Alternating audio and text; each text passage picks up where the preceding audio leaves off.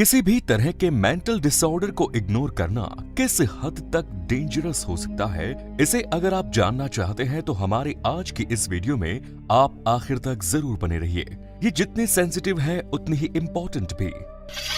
उसके पहले हमारे इस चैनल को सब्सक्राइब करके नोटिफिकेशन को जरूर ऑन कर दीजिए। ये घटना साल 2001 की है, जब जर्मनी का रहने वाला एक कंप्यूटर इंजीनियर आर्मेड अपनी लाइफ में एक अच्छा समय गुजार रहा था। इसका नेचर सोशल और मिलनसार था, जो लोगों की मदद किया करता था। इसका हेल्पिंग नेचर ही लोगों के बीच इसे पॉपुलर बनाए रखा था।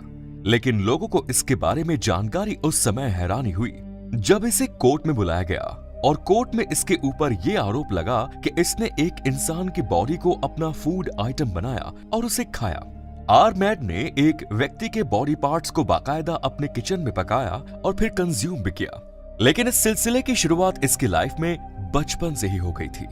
बचपन में जब उसकी उम्र केवल 8 वर्ष की थी, तब उसे यही महसूस होता था कि अगर कोई आकर ये कहे कि तुम मेरे शरीर से अपनी भूख मिटा लो, तो उसे अपना भोजन बनाना कितना बेहतरीन होगा और वो उसे किस तरह एंजॉय करेगा। उसके बॉडी पार्ट्स को कभी फ्राई करके तो कभी रोस्ट करके खाएगा।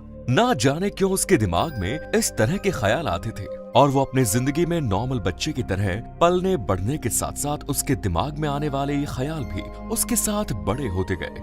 किसी दूसरे मनुष्य के बॉडी पार्ट्स को अपना फूड बना लेने और उसे एंजॉय करने की उसकी ये इच्छा भी बड़ी होती चली गई। साल 1999 में आर्मेड की मां का देहांत हो गया। अब वो अपने घर में अकेला हो गया और अब उसके मन में यह ख्याल और भी ज्यादा मचलने लगा कि वो किसी इंसान के शरीर को फूड आइटम की तरह पकाए और फिर उसे खाए। लेकिन उसकी इस इच्छा में ये बात भी जुड़ी हुई थी कि कोई व्यक्ति अपने इच्छा से इसके पास आए और उससे ये कहे कि मैं हाजिर हूँ, अब तुम मेरे शरीर को जिस तरह चाहो पका के खाओ, तुम्हारी मर्जी।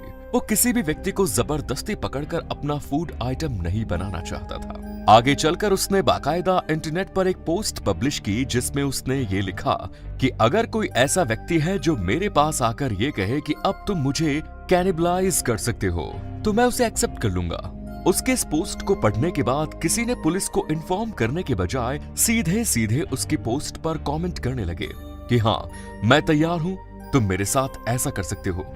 जब आर्मेड ने अपनी प्रोसेस को आगे बढ़ाया, यानी उसने इच्छुक लोगों को अपने घर इनवाइट किया ताकि आने वाले लोगों को वो मार कर खा सके, तो उसके घर कभी कोई नहीं आया। यानी फाइनली अपनी बॉडी को उसे समर्पित करने के लिए कोई भी आगे नहीं आया। कोई भी अपने आप को कैनिबलाइज करवाना नहीं चाहता था। इसके बाद उससे बर्न ब्रांडेज नाम का एक टैलेंटेड इंजीनियर आकर मिलता है। इसकी उम्र 43 साल की थी। वो अपनी लाइफ में अच्छा खासा सेटल था, मगर ना जाने उसकी जिंदगी में क्या चल रहा था, उसके दिमाग में क्या चल रहा था कि वो खुद ही अपने आप को आर्मेड के हाथों मरने और फिर अपनी डेड बॉडी को किसी के भोजन के तौर पर उपलब्ध करवाने के लिए तैयार हो गया। 9 मार्च को बर्न आर्मेड के घर पहुंचा और उसने अपने आप को उसे सौंप दिया। उसने ये एक्सेप्ट किया कि मैं अपने आप को तुम्हें सौंपता हूँ, तुम चाहो तो मेरे शरीर को काटो, भूनो, उबालो, पकाओ, खाओ, तुम्हारी मर्जी। आर्मेड ने बर्न का सबसे पहले अपने घर में वेलकम किया और जो कुछ भी वो करने वाला था उसमें उसने बर्न की कंसर्न भी ली।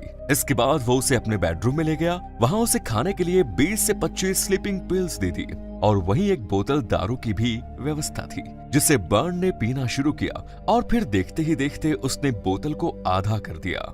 बर्न पर अब स्लीपिंग पिल्स के साथ साथ शराब का भी नशा था। वो लगभग बेहोशी की हालत में था, यानी कि उसके साथ क्या हो रहा है उसे वो देख सकता था, लेकिन ना तो उसे वो महसूस कर सकता था और ना ही कुछ रिएक्ट कर सकता था। आर्मेड ने इंजीनियर के हाथ को अपने दांतों से बुरी तरह काटा। ऐसा लग रहा था जैसे वो दांतों के जरिए ही इंजीनियर के हाथ को शरीर से अलग कर देगा, पर वो ऐसा नहीं कर पाया।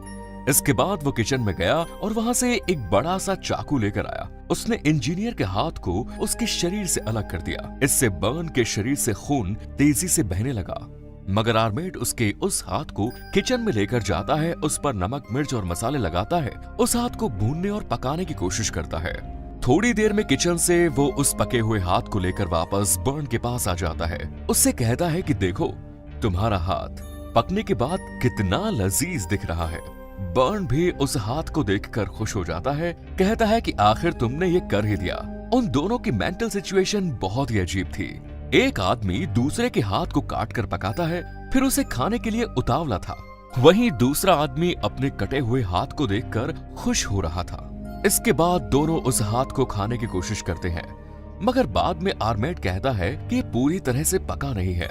वो दोबारा किचन में जाता है, उसको फोल्ड पेपर में लपेटकर ओवन में पकने के लिए रख देता है।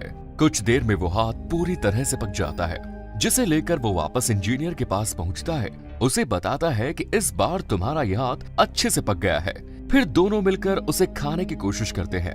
इंजीनियर उस हाथ को ठीक से नहीं खा पाता क्योंकि उसकी हालत धीरे धीरे बद से बदतर होती जा रही थी। उसके ऊपर नींद की गोलियों के शराब का नशा था। फिर उसके कटे हुए हाथ से शरीर का काफी खून भी बह चुका था। इसके बाद आर्मेड उसे अपने बाथरूम में लेकर जाता है। वहां उसे बाथ टब में लेटा देता है। वो काफी देर तक बर्न से बातें करता है और इन्हीं बातों के दौरान जब बर्न बेहोश होने लगता है तो आर्मेड कहता है कि अब तुम्हारा आखिरी समय आ गया है।